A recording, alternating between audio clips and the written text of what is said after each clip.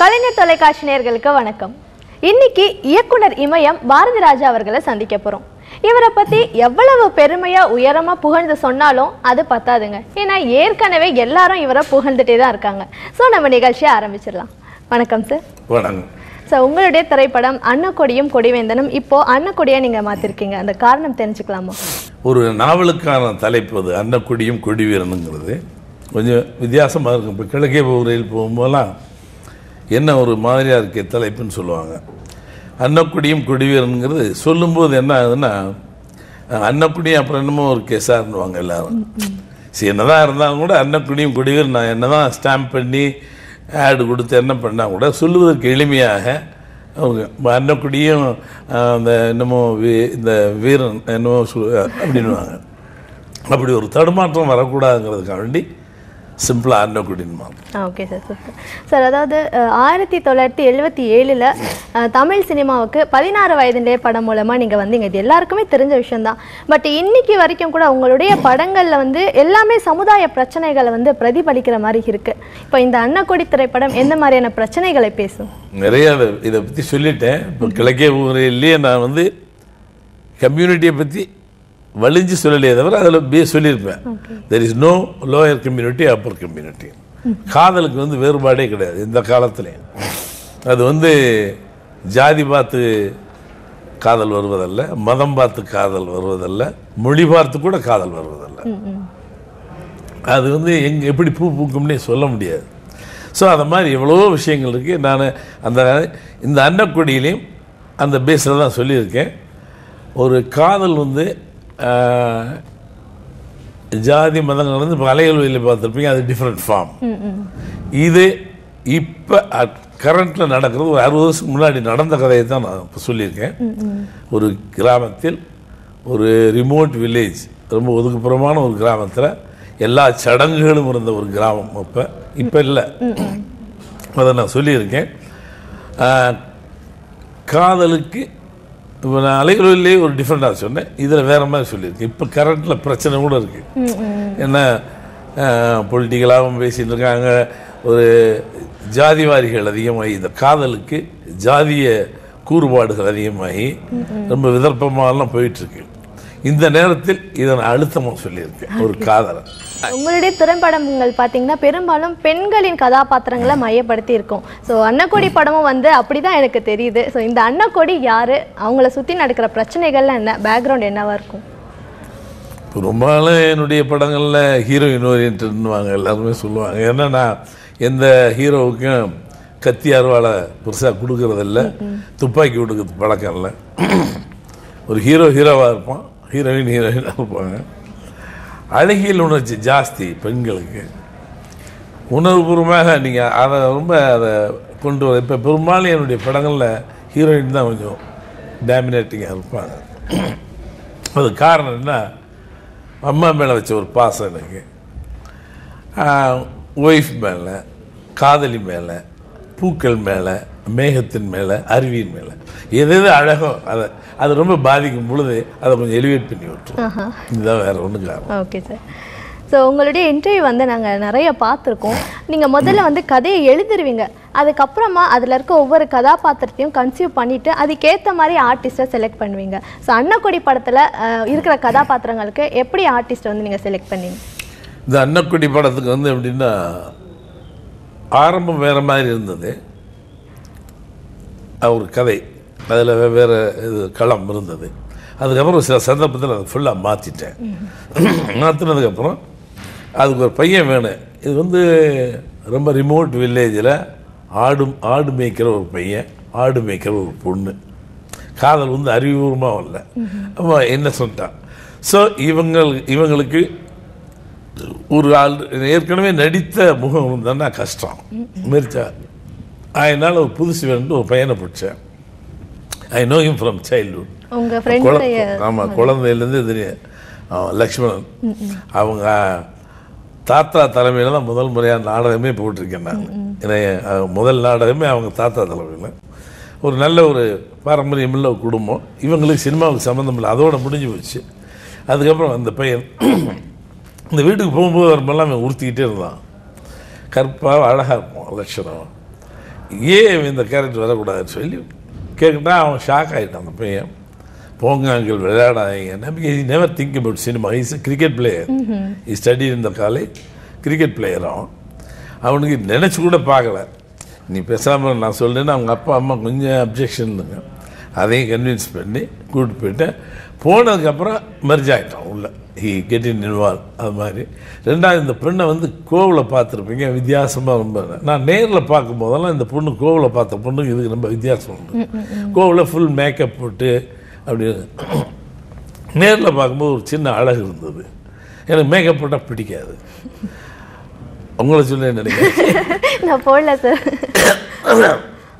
அதில் ரொம்ப face wash பண்ணி பார்த்தா ரொம்ப க்ளீனாக இதை மாதிரி ஒரு பொண்ணு வேணும் அப்படின்னு நினச்சி இவளை மட்டும்தான் சினிமாவிலேருந்து எடுத்து போட்டேன். அதுக்கப்புறம் மனோஜ்குமார், மனோஜ் இன்னும் பலரெல்லாம் நடிச்சிருக்காங்க. அவங்க கொஞ்சம் சினிமா ஓரியன்ட் பீப்புள் தான்.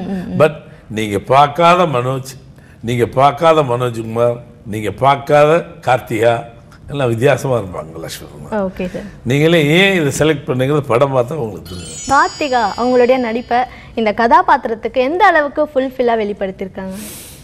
நான் கார்த்திகா வந்து ஓரளவு ஏன்னா ராதாகிட்ட நான் பெர்ஃபார்மன்ஸ் வாங்கினவன்.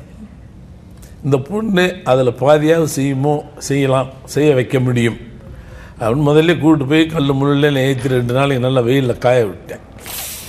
மாடு மாடு அந்த சாணங்களை எல்லாம் கொஞ்சம் ஸ்மெல் பண்ணிக்கிட்டு. ஏன்னா பாம்பே செட்டில் லேடி இல்லையா, அவங்க அம்மா அண்ணா சொன்னது கேட்கும். அந்த காலத்தில் கொஞ்சம் கொஞ்சமாக மூவ் ஆகி வந்துருச்சு இந்த பொண்ணு. அதுக்கப்புறம் இந்த way she did the perform. அவங்க அம்மாகிட்டே சொன்னேன், ராதா நீ 50% கூட பண்ணியிருந்தேன்னா 100% இவ தான் உன்னை கடந்து உன்னை காட்டிலும் அதிகமாக பெர்ஃபார்மன்ஸ். நீ நடித்தது தெரியும், ராதா நடித்தா நடிக்கிறது தெரியும். இந்த பொண்ணு நடிக்கிறது தெரியாமலே நடிச்சிருப்பான். அதுதான் அவருடைய ப்ளஸ் பாயிண்ட். ரொம்ப நல்லா பண்ணிடுறேன். ஓகே. எப்பவுமே பார்த்தீங்கன்னா உங்களுடைய படத்தில் நடிக்கிற கதாநாயகிங்க ஒரு 10 படம் நடித்த மாதிரியான ஒரு நடிப்பை வந்து நீங்கள் வெளிக்கொண்டு வருவீங்க. அது எப்படி சார் உங்களால் முடியுது? அவங்களுடைய திறமையை கண்டுபிடிச்சி எப்படி வெளிக்கொண்டு வரீங்க? திறமையை கண்டுபிடிக்கிறது இல்லைம்மா, எல்லாத்தையும் திறமை இருக்குது. தண்ணி பூமிக்கு அடியில் இருக்குது. எங்கே நீர் இருக்குன்னு பார்த்து கரெக்டாக தோண்டிங்கன்னா தண்ணி வந்தோம். சும்மா போட்டு பாறையை போட்டு அடிச்சுட்டு இருக்க முடியாது இல்லையா? அது மாதிரி எல்லாருக்கும் எல்லாம் உண்டு. த வே யூ புட் அவங்கள எந்த இடத்துல உட்கார வச்சு எப்படி பண்ணணும் அதை கரெக்ட் பண்ணிங்கன்னா யூ கேன் கெட் த பண்ணுவோம். அந்த விதத்தில் ஷி ப்ரூவ்டு. வந்து டான்ஸ் ஓரியன்டாக இல்லாமல் ஒரு கிளாமராக மட்டும் இல்லாமல் பத்மினி சாவித்திரின்னு பேசுவோம் பாருங்க, அந்த அளவுக்கு பெர்ஃபார்ம் ஆர்டிஸ்ட் அதில் இருக்கும் கார்த்திகா. இப்போது நகரத்து இசையை ஏஆர் ரஹ்மான் சார் கொடுத்துட்டு இருக்கும்போது கிழக்கு சீமையிலே படம் மூலமா இந்த மாதிரியான இசையும் அவரால் கொடுக்க முடியும்னு சொல்லி ப்ரூவ் பண்ணது நீங்கள் தான். அது மட்டும் இல்லாமல் இப்போ நாங்கள் அன்னக்கொடி படத்துடைய பாடல்கள் கேட்கும்போது ஒரு வித்தியாசமான ஒரு நல்ல உணர்வை வந்து எங்களுக்கு கொடுத்துட்ருக்கு. ஸோ ஜிவி பிரகாஷ் குமாரை தான் இந்த படத்தில் இசையமைப்பாளராக போட்டிருக்கீங்க. அவரை பற்றி சொல்லுங்கள். நான் வியந்து பார்த்து அதிசயித்ததில் ஜிவி பிரகாஷ் ஒரு பையன் 22 வயசில் இவ்வளவு ஞானம் இருக்குன்னு எனக்கு யோசித்து கூட பார்க்கல. ஏன்னா நான் பாட்டு கேட்டிருக்கேன். சிட் வித் ஹிம் ஒரு அற்புதமான ஒரு இசைக்கலைஞன், அற்புதமான மனிதன், நல்ல பிள்ளை.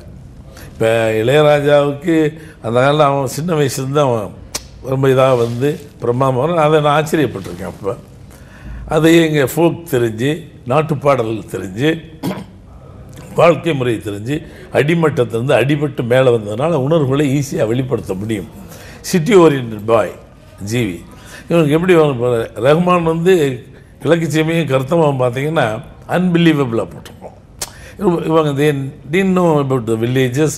ஒரு பெரிய நாட்டு பாடலை கேட்டிருப்பாங்களே தவிர இல்லை. பட் அந்த ஜீவனை கொண்டு வரக்கூடிய ஆற்றல் இருந்தது ஏஆர் ரஹ்மான். அதுக்கப்புறம் ஜிவி பிரகாஷ் இந்த பையன் செய்வானா ஒரே நாளில் 4 சாங் கம்போஸ் பண்ணி கொடுத்துட்டு 4 டியூன் போட்டுருக்காங்க. நான் ஷாக் ஆகிட்டேன். எப்படியா இல்லை உங்கள் படங்களையெல்லாம் பார்த்து ஒரு பாதிப்பு இருக்குது.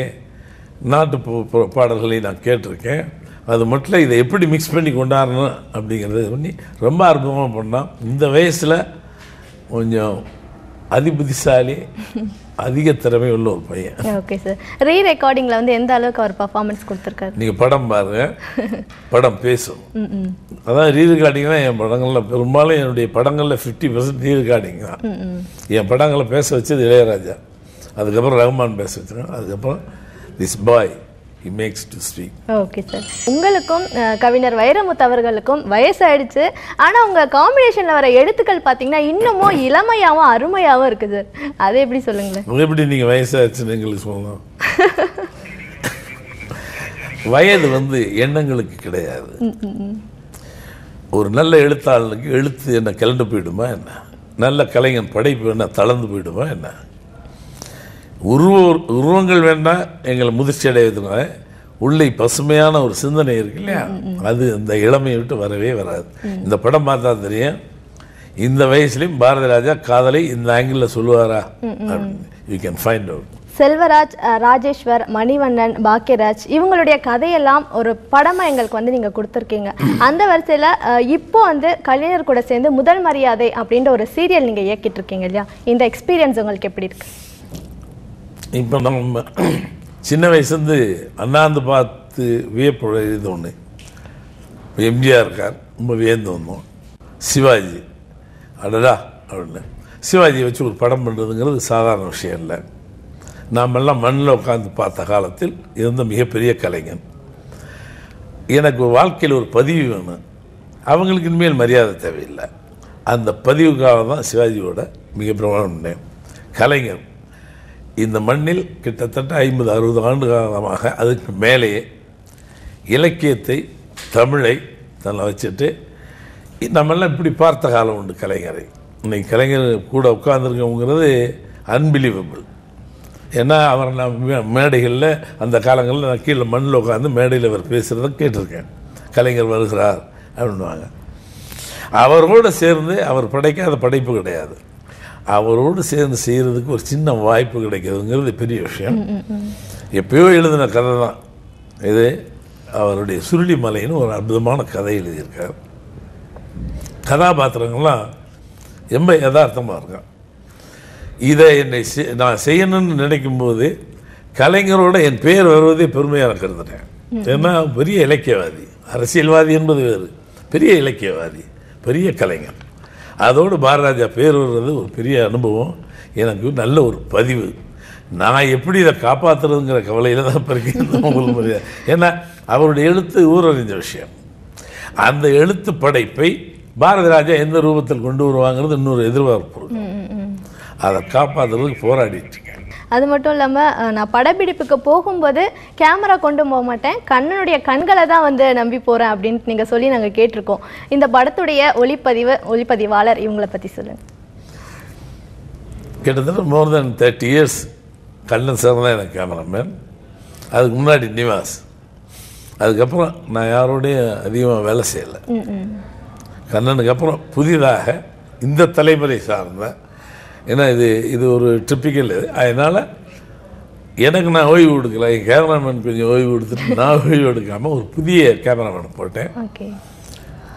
அந்த பையன் வந்து என்ன நம்ம வந்து ஒரு காம்பினேஷனுங்கிறது 30 வருஷமாக அப்படியே வந்துட்டோம். ஒரு புதிய காம்பினேஷன் இருந்ததுன்னா இன்னொரு டைமென்ஷன் கிடைக்கும். அந்த விதத்தில் ஒரு புதுசாக சாலை சகாதேவன் ஒரு பையன் அன்பிலீவபிளாக பண்ணிருப்போம் ஃபோட்டோகிராஃபி வித்தவுட் லைட்ஸ். இன்னும் இந்த படத்தில் நான் லைட் யூஸ் பண்ணல, நம்புவீங்களா? லைட்டே யூஸ் பண்ணல, லைட் யூஸ் பண்ணால் பியூட்டிஃபுல்லாக பண்ணியிருப்போம். அந்த படம் வந்ததுன்னா தெரியும். ஸோ அது ஒரு புதிய அவருடைய, அதாவது என் கண்களை எடுத்து சென்றேன்ல, இது இன்னொரு கண் அப்படிதான் நான் சொல்ல முடியும். உங்களுடைய மகன் மனோஜை வந்து நாங்கள் வித்தியாசமான கேரக்டர்களில் பல படங்களில் பார்த்துருக்கோம். உங்களுடைய படத்தில் என்ன மாதிரியான ரோலில் நடிக்கிறேன்? நான் இது வரைக்கும் நடிக்கிறான்னு கூட வெளியில் நான் சொல்லலை. ஏன்னா புதுசாக வரட்டும் அப்படின்னு நான் பேசக்கூடாது, பார்த்தோன்னே ஜனங்க பேசணும்னு சொன்னேன். அன்பிலீவபிளாக ஹிடிட் ஒரு இதில் ஒரு கேரக்டர் பண்ணியிருப்போம். எனக்கே என் மனோஜ் மேலே அழுத இவ்வளோ பண்ணிட்டானே அப்படின்னு நினைப்பேன். ரொம்ப வித்தியாசமான ஒரு கேரக்டர் பண்ணியிருக்கேன், ரொம்ப பேசப்படுவோம். அதனால் நான் பேசக்கூடாது. Okay sir. பொதுவாகவே உங்களுடைய படங்கள் வந்த பிறகு அட இந்த மாதிரி கூட பிரச்சனைகள் இருக்கா அப்படின்ட்டு மக்கள் வந்து பெரும்பாலும் பேசுறது உண்டு. ஸோ இந்த மாதிரி உங்களுடைய கண்டுபிடிப்புகள், இந்த மாதிரி பிரச்சனைகள்லாம் இருக்குது அப்படின்னு நீங்கள் எடுக்கிற படங்கள் இன்னும் தொடருமா சார்? 40 வருஷத்துக்கு முன்னாடி இருந்து ஜாதி மத பேதம் பார்க்கக்கூடாதுன்னு சொன்னாங்க. மதச்சார்பற்ற நாடுன்னு நம்ம சொல்லிட்டு இருக்கோம். ஜாதிகள் இல்லாமல் வரணும். ஜாதி இல்லை இடி பாப்பான்னு பாரதியார் பாடுதான் பள்ளிக்கூடத்து பிள்ளைகளுக்கெல்லாம் சொல்கிறோம். ஆனால் கூட இன்றைக்கி பள்ளிக்கூடத்துக்கு போகும்போது எந்த கம்யூனிட்டின்னு தான் கேட்டு தான் சேர்க்குறாங்க. மாற்ற முடியல. ஸோ காலங்களால் மாற்ற முடியல. ஆனால் கூட போராடி நம்ம சொல்லிகிட்டே இருக்கோம். அதே கருத்தை வலியுறுத்தி சொல்ல இப்போ அதிகமாகிட்டு இப்போ நீங்கள் இந்த நூற்றாண்டுலேயும் கணினி யுகத்துலேயும் சில வில்லேஜில் இன்னும் அந்த பாருங்கள், ஒரு சின்ன கிராமத்தில் செருப்பு போட்டு போயிட்டான் அப்படின்னு இன்னும் still they are struggling and fighting with இந்த காலத்துலேயும் அது இருக்க தான் செய்யுது. இங்கொன்றும் அங்கொன்றும் அந்த பழமை இன்னும் மாறாமல் இருக்குது. அது வரைக்கும் நம்ம இந்த மாதிரி விஷயங்களை சொல்லிட்டு தான் இருக்கோம். Okay sir, super. இப்போது வரவேற்பு அடைஞ்ச படங்கள் பார்த்தீங்கன்னா சூதுகவும், பீஸா, இந்த படங்கள்லாம் வெற்றி அடைகிறதுக்கு காரணமே ஒரு இமேஜ் இல்லாத ஆர்டிஸ்ட் நடித்ததால அப்படின்னு பேசிக்கிறாங்க. பட் அந்த காலத்திலேயே இமேஜ் இல்லாத பாக்கியராஜ் சாரை நீங்கள் ஹீரோவாக கொண்டு வர வச்சிங்க, தென் மணிவண்ணன் சாரை வில்லனாக கொண்டு வச்சிங்க. இந்த மாதிரி சொன்னால் நிறைய சொல்லிகிட்டே போகலாம். இந்த ஒரு சேலஞ்சிங்கான இந்த விஷயம் உங்ககிட்ட இருந்து எப்படி வந்தது? பேசிக்கலாம் எப்பவுமே ஒரு கோபத்தில் வெளிப்பாடு தான். நான் நடிகனாக வரணும்னு வந்தேன். நான் நடிகனாக சூழ்நிலை இல்லை அப்போ. ஏன்னா ஒரு தேவதூதர் மாதிரி அந்த காலத்தில் மிக அழகாக ஒரு கதாநாயகன், அழகான பெண்கள், நம்மளுக்கு சின்ன கண்ணு பெரிய மூக்கு, நமக்கு என்னென்னா கேரக்டருக்கு என்ன தேவை, நடிப்பு தான் முக்கியம்னு சொல்லி தான் வர்றோம். இங்கே வந்த பின்னாடி ஐ கேம் டு அண்டர்ஸ்டாண்ட், ஓஹோ இது நாம் 40 வயசில் கல்லூரிக்கு போகிறவங்க அழகாக இருந்தால் போகிறோம், முழுன்னு இருப்பான், 40 வயசுல ஸ்டூடெண்ட்டாக நடிக்கலாங்கிற ஒரு விதி இருக்குது தமிழ் இதில். அந்த கோபம் நம்மளை ஏற்றுக்கொள்ள இல்லை, என்ன காலத்தில் மோசமான காலெல்லாம் கொண்டாந்து யாரை வேணாலும் நடிகனான ஒரு சேலஞ்ச், ஒரு கோபத்தில் ஏற்பட்டது. இதை கேட்டு உங்களுடைய படத்தில் நடித்தவங்களாம் என்ன ஃபீல் பண்ணுவாங்கன்னு இல்லையே, அதெல்லாம் ஒன்று ராதியாவே சொல்லும். அந்த மாதிரி சார் என் பொண்ணு எப்படி அந்த அங்கிள் ஒன்று படத்தில் போட்டான்னு கேட்குறா. அவனு படம் பார்த்தா இன்னும் நம்ப முடியல. என் பொண்ணு சொல்லுவான், எப்படிம்மா அவனை how mummy how dare he put you as a heroine that film அப்படின்னு கேட்பலாம். அவளே சொல்லுவேன், என்னை எப்படி சார் இந்த ராதியாவே என்ன தைரியத்தில் சார் போட்டீங்க, இப்போ நான் ஓகே, அப்போ என்ன தைரியத்தில் போட்டீங்கன்னு தான் கேட்கும். என்ன அப்படி இருப்பாங்க அந்த காலத்தை பார்த்தீங்கன்னா. ஒரு ஹீரோயினுக்கான எடுப்பே இருக்காது, பொத்தக்கான்னு தான் இருக்கு நீங்கள் பார்த்தீங்கன்னா. அதே மாதிரி பாக்யராஜெல்லாம் ஒல்லி குச்சா மாதிரி இருப்பான். ஸோ கேரக்டரை டாமினேட் பண்ணி நாம் செய்யக்கூடிய விதத்தில் ஜெயிப்போங்கிற ஒரு நம்பிக்கையில் நல்ல படைப்பாளிக்கு எதை வேணுமாலும் ஆயுதங்களாக எடுத்துப்போம். ஓகே சார், ஒரு கேள்விப்பட்ட விஷயத்தை தான் நான் சொல்லவும் போகிறேன். அதாவது ஜப்பானுடைய டைரக்டர் அக்கிரா குரோசவா அப்படின்ற ஒருத்தர் 82 வயசாயிட்டோம், கண்கள் இழந்தோம், சேரில் உட்காந்து டைரக்ஷன் பண்ணிகிட்ருக்காரு. அதுக்கப்புறம் நீங்கள் உங்களை பார்த்தோன்னா ஒரு ஆரோக்கியமான படங்கள் எங்களுக்கு கொடுத்துருக்கீங்க, இன்னமும் நீங்கள் நிறைய கொடுக்க போகிறீங்க. அதாவது இது என்ன சொல்லுதுன்னா, சினிமாவை பொறுத்த வரைக்கும் வயசு அப்படின்றத பிரச்சனை இல்லை, அது மட்டும் இல்லாமல் சொல்லக்கூடிய விஷயங்கள் இன்னும் நிறைய இருக்குது அப்படின்ட்டு. அந்த வகையில் உங்களுக்கு சொல்லக்கூடிய விஷயங்கள் நிறைய இருக்கா சினிமாவில்? ஒரு கலைஞனுக்கு எல்லையே கிடையாது. எனக்கு ஏஜ் தான் கூட்டிகிட்டே போகலாமே விட என்னுடைய தாக்கம், என்னுடைய இது வேறு பரிமாணங்களில் இளமையாகிட்டு இருக்கும். நான் சொல்கிறதுக்கான இல்லைன்னா இந்த வயசுலேயே உட்காந்து, இந்த வயசு நானே சொல்லிக்க கூடாது, சொல்ல மாட்டேன், எப்பயும் ஒத்துக்க மாட்டேன். சரி, I am young, I am energetic. எனக்கு எப்போ தொய்வு ஏற்படுதோ அப்போ நான் கலைஞன் இல்லை. உதாரணத்துக்கு கலைஞர் எடுத்துக்கோங்க, 90 தாண்டியும் இன்னைக்கும் உட்கார்ந்து எழுதினாலும் சரி, ஒன்றை பார்த்து விமர்சித்தாலும் இஸ் ஆக்டிவ். இல்லைன்னா கலைஞரை நீங்கள் கரெக்டாக 25 வயசு இல்லை என்ன நினைப்பாரோ அந்த நினைப்போட இருக்கார், அந்த ஆக்டிவ்னஸ் இருக்குது.